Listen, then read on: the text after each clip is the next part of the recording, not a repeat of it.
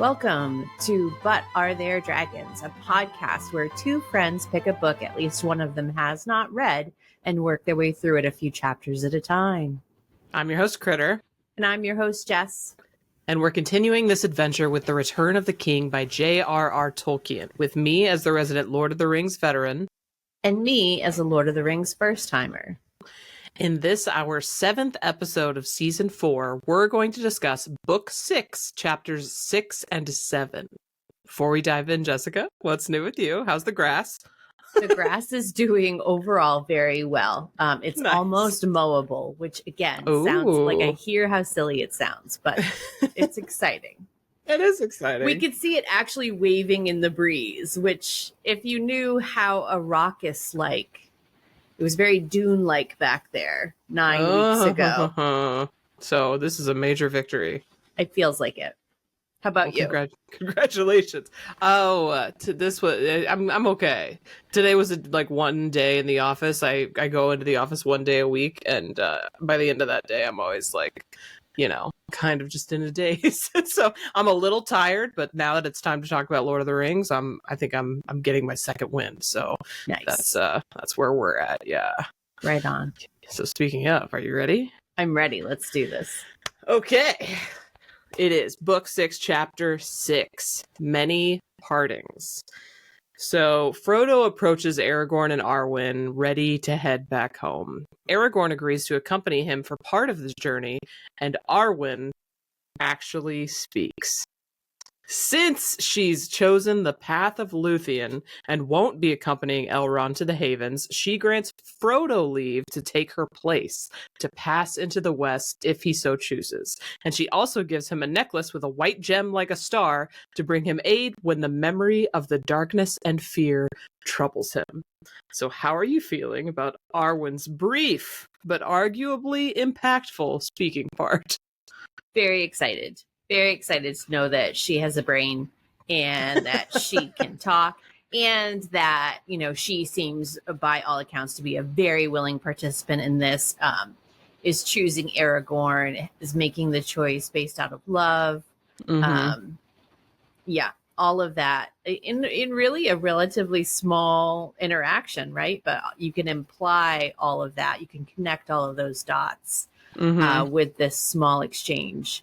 I will say that the gift she gives Frodo, the white gem, made me think of the pendant that you wear, that flower or that brooch that she gave Aragorn in the movies. Like even star necklace? Yes, yeah. Even star, yes. Yeah. And so I was like, I understand that it's not that. And I also understand that, book versus movie, it doesn't matter. But I was like, oh, interesting. Okay, so she's giving it to Frodo, not Aragorn. And I guess I had just gone off of, I had made the assumption as a movie watcher that Frodo's place on the boats was guaranteed because of his status as a ring bearer, regardless. And maybe it would have been but I do feel like the sentiment was really nice that like, you can have my place because I'm not taking it. Chosen the way of Luthien, presumably in giving context clues, even if you haven't read the Silmarillion. Although they have talked about it in the context of the trilogy too. But an elf who chose to be with a man, like whatever, chose a mortal life. So yeah, whether there was one final spot and they're swapping out, or if it was just kind of the sentiment behind it, like I would like to give you something, so I'm gonna give you this thing that you may or may not need. Either way, it was nice to hear her speak, in my opinion. Yes. And it was it's funny how the elves are, well, at least Galadriel, the elves are such generous people, right? They're very they're gift givers. I guess it's not just the elves, but like lots of people in the books they give tokens and stuff, which is kind of a fun thing after random interactions. It's like, here, I give you this thing. And you can find out what it is. None of it's cheap swag, right? No. The stuff they have been gifted is quite impressive. Solid. I guess it's kind of giving like, you know, RPG video game. Like you're like, Yes. you're leveling up. You're putting your stuff in your pouch or whatever and getting better and better gear as time goes by. Yep. So thanks Arwen for the super cool necklace that may or may not be magical in some way. Yeah. So, Éomer and Gimli reconcile their differences when Éomer shows up to bear Theoden back home. Aragorn grants the people of Gan Buri Gan the forest of Druadan to have for their own. Theoden is buried amongst his forebears. When Faramir and Éowyn's betrothal is announced, Aragorn and Éowyn share joyful words. And we find out that later, Legolas and Gimli went to check out the glittering caves of Helm's Deep, as Legolas promised, and Gimli and Legolas also go to Fangorn when they ultimately depart from the company. So tell me, is Tolkien the actual master of tying up loose ends? And do you have a favorite moment of all of these? I feel like yes, right? I definitely feel as though, and I do have recency bias, mostly because by the end of a read, I only remember the vibe. I don't necessarily remember the whole thing. But I do feel like in my recent memory, Tolkien is the one who stitches it all up nice and neat, and closes down every storyline, and I love that. I don't know. So there were a couple of really, and also Frodo wants to go back to Rivendell to see Bilbo first before he goes. Gimli and Éomer, you know, who's coolest, Galadriel, Arwen, why not both? You know, like that was super adorable. That was cute. Yeah. I was stoked that Aragorn delivered on the promise to the wood people and gifted them the like. I was so proud of him for following through on that. And Mary weeping at Theoden's funeral. That was really touching. I think probably my favorite has to be the Legolas and Gimli bro tour, just because I wanted it so bad. So I think that probably has to win. Okay, that's fair. I really enjoyed all of it. I think one of the most relieving things for me was the exchange between Aragorn and Éowyn, because it's like they had this love triangle that wasn't really a love triangle because like he was never into her, you know, and then the fact that she's like, you know, be happy for me or whatever, and he's like, I've been wishing for your happiness ever since the day I met you, and it's like that's so sweet and nice, and the fact that they're like both in their own relationships super happy, it like nothing was like nothing ever happened. And yeah, because while love triangles can be fun while you're reading them, depending on the book, this one in particular, because I want to stan Éowyn, right? I want her to be this powerful shield maiden.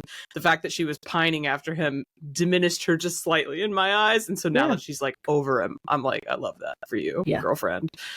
Marrying the prince of, I already forgot the name of the place. So good for her. Good for her. She's awesome.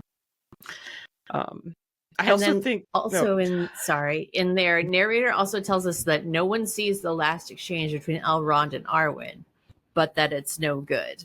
Right? So until we just talked about it, I didn't realize that Frodo knew Arwen wasn't going to go before Elrond knew that Arwen wasn't going to go. So yeah, good times. So I think the movie did a pretty good job of like giving us more of that particular, you know, like throughout the movie, Elrond was angsty about Arwen's choices and she was insisting and eventually relented and then changed her mind. Like there was a lot of, are you going to give up your immortal life for a man throughout the movie, which I think increased Arwen's like intrigue. I guess it made her more interesting, obviously, because she had dialogue. But also it made the romance between Aragorn and Arwen more special than it was in the books to me. Because in the books it was very remote. So yeah. While I think Faramir and Éowyn's romance in the books is better, I think Aragorn and Arwen's books romance in the movies is better. I'm just gonna call that. Yeah, I would agree with that. I would agree with that at all. I don't feel like I knew until the last 10 minutes, not the last 10 minutes, but, you know, a very very far into the story, even right up till their nuptials, them getting married. I'm still unclear as to how Arwen feels about this whole situation. Right. So I know that I don't look to Tolkien for romance, and that's okay. Perfectly fine. Okay, so the hobbits move to depart Rohan, and Eowyn grants Merry a gift, an heirloom horn from the horde of Skatha the Worm, a dragon, meant to strike fear in the hearts of enemies and joy in the hearts of friends, and friends gather to him whenever he blows it. That's basically its powers, I guess, or the lore. I feel like that's a pretty solid gift as far as gifts go. Would you rather the horn that gathers gifts and invigorates friends and scares enemies, or the necklace that Arwen gave Frodo that, like, essentially, to me, feels like a mood stabilizer based on its description? Which one would you prefer? I think I'd probably go the horn, just because I don't need a magical bus pass necklace. I don't. I mean, Frodo definitely does. That boy's got some trauma he needs to work through. So I'd probably pick the horn, honestly. Yeah. I mean, if you wanted to have any super sick adventures, definitely the horn. Because, you know, who doesn't love scaring enemies and calling allies? Yeah. But there's something to be said, I think, about, like, I don't know what I would pick. Part of me's like, the necklace would be really nice to just, if you're ever, like, really stressed out, just gotta hold it, you know, and it'll make you feel a little better. Yeah. So I could go either way, I think.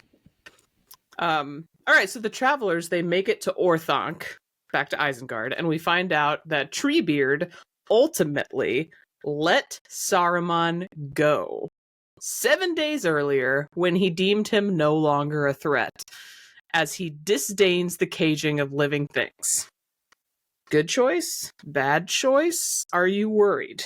I felt very split on this because I was very excited for us to come back to Treebeard, but all of anything about Saruman, this is unknown territory for me. So I'm like, oh yeah, that guy, he's still alive. And also, so you just let him go? I don't know. I mean, I'm not usually one who endorses the caging or restraining of anybody, but you know, he's kind of earned his mantle as a pretty bad dude. He was like maybe the second. He was in the top 5 biggest bads of the whole series. Agreed. So I don't know. Like, I understand not avoiding, you know, the death penalty like they did for Gollum or what. Like, you know, we're not. Yeah. Who am I to decide who gets to live or die? But the caging, it kind of made sense to me. I don't know. Yeah. So he's wandering about now. We'll see what happens. When you found out that he was gone, were you like, okay, we're not going to hear from him again? Or did you expect something more from him? I didn't know what to expect. I was like, feels weird to just have him floating around loose and not tied up. So I guess that was probably my clue, right? Like, that's an end that's not tied up. If you know Tolkien. Yeah. Okay. So we've got a little literary umami. It came from a line that made its way into the movies, but in a different context. So Treebeard says to Galadriel, "It is sad that we shall meet only thus at the ending, for the world is changing." Hold on, and I'm going to do it how it was in the movies. I'm going to try. "I feel it in the water. I feel it in the earth. And I smell it in the air." That was Galadriel in the movie. I do not think we shall meet again. So in the movies, Galadriel says some of these lines, the ones that I impersonated, rather as a beginning to the story as opposed to an end. We talked about how sometimes these things get repurposed and put in the movies. Do you like this particular adaptation, if you remember the line? I do. So first off, thank you, because I was like, this seems really familiar. I think it was in there and maybe just swapped around. So thank you for that confirmation. Yep. And I think that it is. I'm glad that it's in there. No different than the other little nuggets we found along the way. I think that it's almost a little bit more ominous or sad now versus how they did it. No, it was kind of ominous, only it was like foreshadowing in there.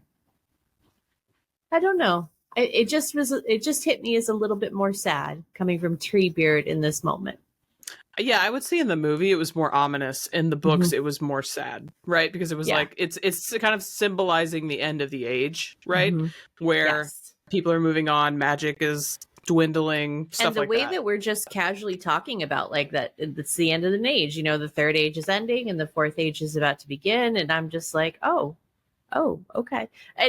I don't really have any frame of reference for that, but you know, big doings and shifts in the entire world. We're just like, okay, turn in the page. I mean, people talking about departing forever, like I no longer have a place here. I mean, it's all very much like the age of men is beginning. There's just so much like, you know, if I could live in Middle Earth with all the magical elves and hobbits and dwarves and everything, hell yeah, that's what I would do. But they're kind of making it sound like that's not what's going to be. That's not how it's going to be anymore, right? Yeah. So it's the definitely dominion more sad. of men. It's definitely more sad. Doesn't sound very magical at all. I know, like that's what I'm living in right now. It could be way cooler if there were elves, dragon, maybe not dragons. I mean, it would be cooler if there were dragons. A little more dangerous, but if I had a super cool horn, then who knows? Right. But yeah, I liked the repurposing of it. When I saw it, I was like, oh, Treebeard said this. Interesting. I always thought it was Galadriel, but these things I've forgotten, I guess. So Aragorn then departs from the company, and they actually run into Saruman and Wormtongue of all people. Any standout moments from this interaction?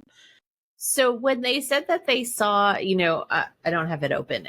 They said that like they saw a beggar in gray and white. It did immediately make my ears perk up, as it were, thinking about how we had that moment earlier in the story where they see somebody wandering around. Treebeard talks about, you know, sightings of a figure in gray, and didn't know if it was Gandalf, and turns out it was Saruman. So I did kind of catch that in the moment, and I was like, oh, okay, so he didn't make it far. We found him. Yeah, we did find him. And then he stole Mary's tobacco pouch, right? Oh. Just a no good dirty dog. Yeah. What's that about Saruman? My favorite part of this, though, there were two lines in this Saruman exchange that I loved. First is Galadriel's royal burn. Yes. Saruman is whining that they won't just leave him be, and Galadriel's response is basically, we have far better things to do than concern ourselves with you. And I just was like, yes, girl. Yeah. Tell him.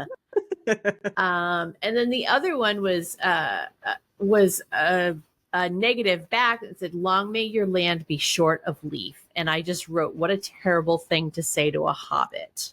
I know, he knows how to really mean. He knows how to poke him, that's for sure. Yeah, I'm not gonna lie, the Galadriel line reminded me so much of a line in Mad Men, and this isn't, I'm not gonna spoil anything, but like, I think it's Don Draper, the main character, gets into an elevator, and somebody who's kind of like a social climber gets into the elevator with him, and they're like ad executives, they're in suits, whatever, and the social climber's talking to him about something. He's like, you know, I was thinking about you the other day, and then he gives him this anecdote, and Don is just like, I don't think about you at all. It was the sickest burn, like literally, like I don't think about you at all. And there's like a GIF that's been made out of it, whatever, iconic. You could make a Galadriel Don Draper GIF, and it would be perfect. It was amazing. Yeah, it was sick. Okay, so speaking of Galadriel, before Celeborn and Galadriel depart from the company, we get this visual of them Gandalf and Elrond sitting together into the wee hours of the night, conversing about all things past and present.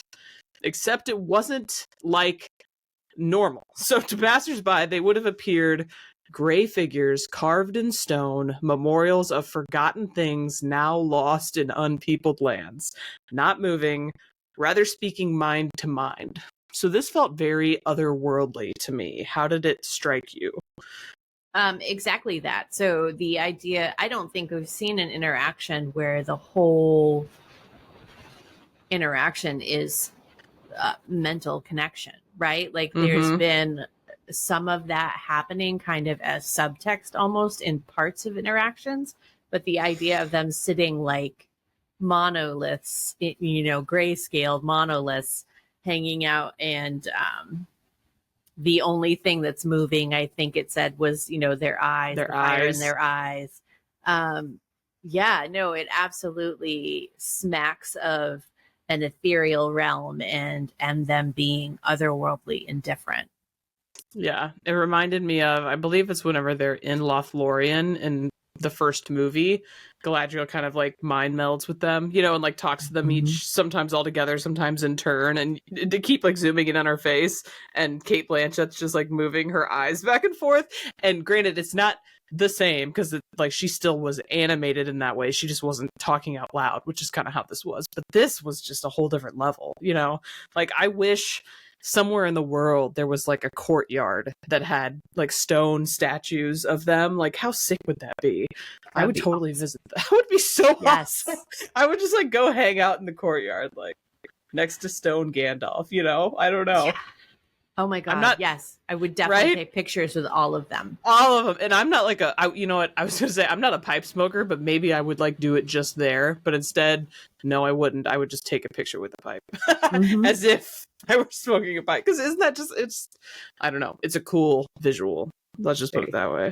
It's a really cool visual. Okay, so the remaining members of the party make their way to Rivendell because Frodo wanted to go see Bilbo. And Bilbo was celebrating his 129th birthday, just shy of, I'm trying to remember the name of him, like the old hobbit, oh god. Anyway. Not Bullroar, the other one. Other one? The old Took. Yes. Yeah, okay, just shy of the old Took's record, right? So he was just very old, sweet, and sleepy. And it just kind of reminded me of my grandpa. Do you have any thoughts about their time in Rivendell? Again, idyllic, beautiful, and very much giving the sense that it's winding to a close. Yeah. I love the fact that it was a priority of Frodo to make it back to see Bilbo. Goodbye gifts from Bilbo. The fact that he re-gifts the mithril coat and Sting, because he's getting up there in years and he accidentally forgot. Giving them free advice, very grandfatherly. Very, very grandfatherly. Yeah. And just how nurturing they all are of Bilbo, right? Like, I don't have, he's dozing in the corner. He's like, I don't have time to arrange the poetry and why don't you come back and help me sort it out and all this and that. And it was just precious. Yeah. It really reminded me of like my grandpa when he was really, he lived to be like 94 or something in his last like year or two. That was kind of the vibe where we would just go and I would just like sit there with him and we'd like watch Cardinals games and he might fall asleep and then wake back up. And it was just like this, I don't know, just like being together. And that's kind of how it felt. They were just there with him and it didn't really matter what they were doing, what they were talking about. They were just spending time. And it was because at that point, the commodity is time. Yeah, it was just really precious to me.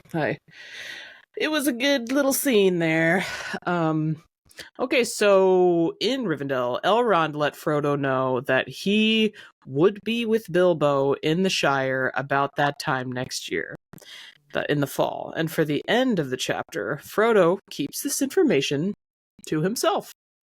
Any thoughts before we move on? Just that, Frodo's come a long way and he's gonna just keep that little nugget to himself. I think that that's incredibly interesting. I did have one little piece of literary umami right at the beginning of them getting to Rivendell, I think. Just part of as they were going through Northern Dunland, September came in with golden days and silver nights. And that's not even the whole sentence. Like, that's just part of a sentence.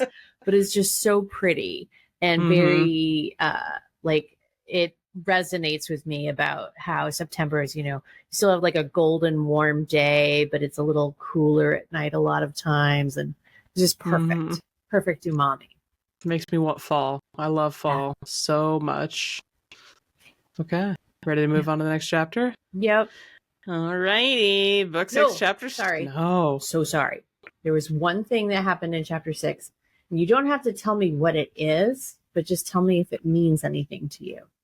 Okay. As they were wrapping up, Celeborn says to Aragorn, "Kinsman, farewell. May your doom be other than mine, and your treasure remain with you to the end." So I don't know if that's like a Silmarillion spoiler or whatever, but why is Celeborn talking about a doom? DOOM. I believe that's a Silmarillion spoiler. Okay. I have an idea what I think it is, but I don't want to say. Okay. I don't want to spoil anything. That's fine. If it's a Silmarillion spoiler, then I'm happy to let it go. But it kind of jumped out at me. I was like, Celeborn, you seem like you have a pretty good deal. Like, what kind of doom? What kind of doom you got? Yeah, no, that's fair. That's totally fair. That's it. That's all I had for chapter 6. Sorry. Okay. Book 6, chapter 7, Homeward Bound, which is an excellent movie if you're a child, albeit sad. Okay, so Frodo is hurting. A year from the day he was stabbed on Weathertop, he wonders how he might find rest, having been fundamentally changed as he had, and Gandalf doesn't answer. Even though things are better generally, I think Tolkien is doing a good job making me still feel sorry for Frodo. How's this hitting for you? So I'm not sure why, but this part specifically really resonated with me. So I am someone that, and I consider myself a pretty positive person, but I am very likely to say you can never go home again, because whatever your travels have been, either home's not the same or you're not the same. You know what I mean? That was a moment in time, and it will never be the same when you go back. And so I highlighted that as umami because it's just so powerful. I think it just hit a chord with me. There is no real going back. Though I may come to the Shire, it will not seem the same, for I shall not be the same. I am wounded with knife, sting, and tooth, and a long burden. Where shall I find rest? And so, yeah, I mean, just one paragraph really just knocking me back in my chair for the plight of Frodo. You know, he has done this incredible thing, and he is forever changed, and what that means to him and what that means for him going forward. So, yeah, that one really got me. Yeah, I believe it. That was an interesting start to the chapter. Was it like the first paragraph? Yeah. And just like, dang, oof. I took that one right in the chest, I guess. Yep. But yeah, I think Tolkien does a really good job of like making us feel exactly how he wants us to feel. So whereas the like little time in Rivendell with old Bilbo kind of hit me like tugged on my heartstrings a lot. This, in this way Frodo's having a very real, very kind of sad experience, and it's we can relate. You love to see it. Especially for a character who was essentially had resigned themselves to the fact that they wouldn't live. And in a lot of ways that would have been a simpler ending for him. Yeah. And what that means. Yeah. And Sam, at one point, after he thought Frodo was dead, had that same thing where he's like, do I just end it? Do I just end now? It would be easier. It would be easier. So, yeah. Poor Frodo. Basically. So the hobbits and Gandalf, they make it to Bree. And things have changed there for the worst. Fights, ruffians, Bill Ferny stirring up trouble. Butterbur has been dealing with rough times, but he's heartened when he finds out that Strider, of all people, has been crowned King of Gondor, and he exchanges that good news for other good news. Bill the Pony has made its way back to Bree. I wrote it down. I know. I have, as a horse girl, I assume this news was pleasing to you. So happy. Made me so happy. And I love the fact that Sam went in ready to ask about Bill the Pony. And so I was, two thumbs way up. 2 thumbs way up. They spend like a cute little time in Bree. I don't know. I didn't really write down anything about while they were there. Did you have anything that stood out to you? I had a couple of things. I wrote that clearly stuff is amiss in Bree. Obviously, they came to a very different tone. They don't let strangers in. When they finally get into the Prancing Pony, Butterbeer is commenting on how the Rangers did more for them than they even realized, which I think was true for me as an audience member as well, not realizing until we really got into it what service the Rangers were doing. Butterbeer made a comment about, this is the nicest chat I've had in a month of Mondays. Just made me giggle. Yeah. I thought that was precious. And then, of course, Mary with a sick burn over the forgotten letter. Yep. It was right before he remembered Bill, the pony, right? Yes. Butterbird's like, there was something else. There was something else. Like, Mary. Oh, okay. We're not the only grudge holders. Got it. I see you, Mary. Mary's over here like, oh, it's not another letter, is it? Which, fair, it's a pretty important letter. Anyways, so yeah, it was a fun little jaunt, fun little time in Bree. And as the party moves to depart, Butterbur mentions offhand that the Shire was also facing troubles, which reminds Sam of the vision he had in Galadriel's mirror. Are you getting nervous for the Shire now that we're almost back? I am, because I left the mirror scene thinking, well, this could be possible future visions, not necessarily guaranteed future visions, because no clarification was given at the time. So I didn't know for sure what we were seeing. So seeing how locked down Bree was, it has me concerned for the Shire. It has the boys concerned for the Shire. Like, why have we tarried? We need to get going. It's past time for us to get going. So I feel that we're late, almost anxiety. Like, we got to go and see what the state of the state is. Right. Unfortunately, though, now comes the time for Gandalf to depart from the party. It's time for him to meet up with old Tom Bombadil, a moss gatherer, now that Gandalf's days as a stone doomed to rolling have ended. Gandalf has been such a problem solver. Are you surprised he's not going with the hobbits to see their possible problems with the Shire resolved? I would like to say yes, but ultimately no, right? Like, Gandalf is all about defined scope, it turns out. His job description is completely related to Sauron.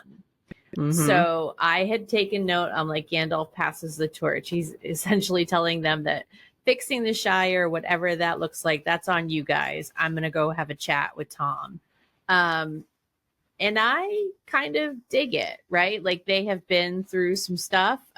Even Butterbur comments about, you look like folks who can deal with trouble out of hand. I think that it's actually surprisingly right on brand for Gandalf.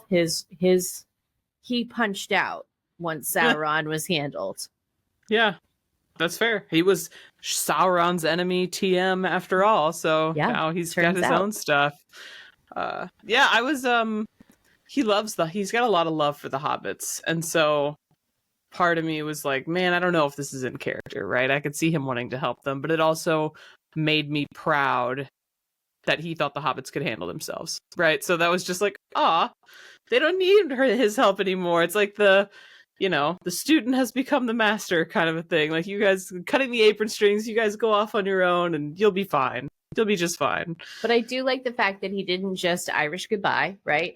Thank God. He said goodbye, but not for the last time, not yet. So I thought that, that was great. And to me, it really was a passing of a torch. Like, you guys got this. Yeah, that's exactly what it was. Passing of a torch. So appropriate for the Olympics time. Yes.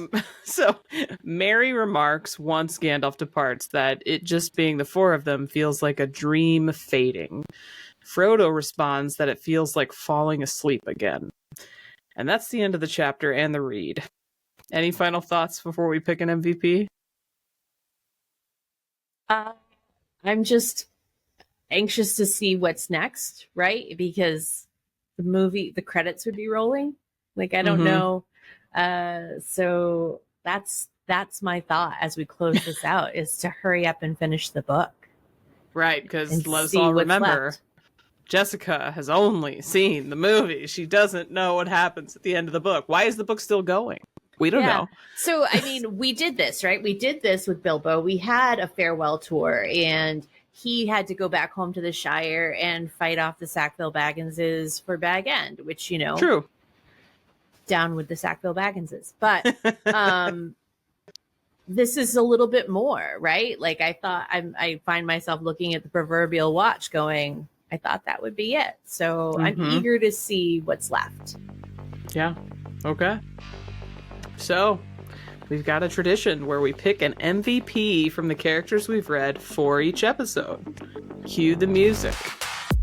Jessica, who would you name as your MVP this episode? Very torn. Ooh, explain it. Lay it out. Okay. I have two picks for what I feel are two very good reasons. Okay. I think that I'm going to do it as the honorable mention goes to Aragorn for continuing in his kingly duties and definitely doing right by the hill folk and following through on promises that were made, during wartime and all of that. But I really feel like, now that I'm thinking about it, I want to give it out to Arwen. Okay. I want to give it out to Arwen for the gift to Frodo to ease his spirit, given, all that he went through to save the world. Yeah. And I think that was the ultimate kindness to give that to him, because, he went through a lot. Yeah. Honestly, no extreme deeds happened in this chapter, right? It was very much loose ends being tied up. Let's talk about Gimli and Legolas going on adventures. Let's talk about Galadriel finally leaving, all this other stuff. So I agree with you. My strongest instinct was Arwen, because of what she did for Frodo, and because we didn't really get any of her motivation or like strength of will in the other chapters. It was all just kind of like this is happening and Arwen's a part of it. This time she had her talk with her dad and like asserted herself, made the decision that she was sticking behind to be with the person that she loved. She granted Frodo her spot on the ship, assuming there was only one, and as you said, she gave him a means to relieve himself from his burden in a certain way. So I think the fact that she observed what needed to be done and was gracious enough to be the one to do it and gift it was it was noble enough in my book to deserve MVP, given not that it was some insane deed. It was just like a really nice thing and kind of a strong thing for her to do in her very brief time as a speaking character. Yeah. So I agree. I think we're on the same page here as Arwen. If you, listener or watcher, have different thoughts or the same thoughts, let us know. We may have forgotten. I think Eomer had some cool lines, during like the feast after Theoden's funeral. He gave some mad props to Eowyn and I think Aragorn. So like good speeches there. Frodo and them hanging out with Bilbo and Rivendell was pretty great. Galadriel's sick burn. There's a lot of options. There's a lot of options here. I also considered as an honorable mention Treebeard, right? Because of the work, the continuing work they're doing to rejuvenate Orthanc and all of that area. So, I mean, I thought about it, but ultimately Arwen is my winner. Yeah, same. And Treebeard having like one last drink of the Ent drought. With, yes, the Ent drought, yes. That was so good. I love that. It was really cute. But yeah, Arwen it is across the board. But let us know if you picked differently. Okay, so next week, drumroll please, book 6, chapters 8 and 9. We are finishing the book. And if you're wondering, there's a lot more to this book than chapters 8 and 9. You're right. There are appendices, but that is not required reading for us and the podcast. So you are welcome to read the appendices if you so choose, but we are not going to be covering it here. We're probably both going to like kind of check them out a little bit, and they may come up during the episode. They may come up during the rap party, which will be happening after we finish the book, but we're not going to say that you have to because it's pretty dry as far as we've seen so far. So chapters 8 and 9 finish the book for next week. Crazy. All right, so thank you so much for tuning in to our 7th episode of season 4 of But Are There Dragons, brought to you by your hosts Jessica Sadai and Kritter XD. Don't forget to follow us at But Are There Dragons on YouTube, Instagram, and TikTok, and But Dragons Pod, just one T, on X. You can also find your hosts on social media as Kritter XD and Shelf Indulgence. That is it for today. We are workshopping new catchphrases for season 4 as always, so let us know on social media how you feel about this one. Goodbye, dear friends, but not for the last time. Not yet. Bye! Bye!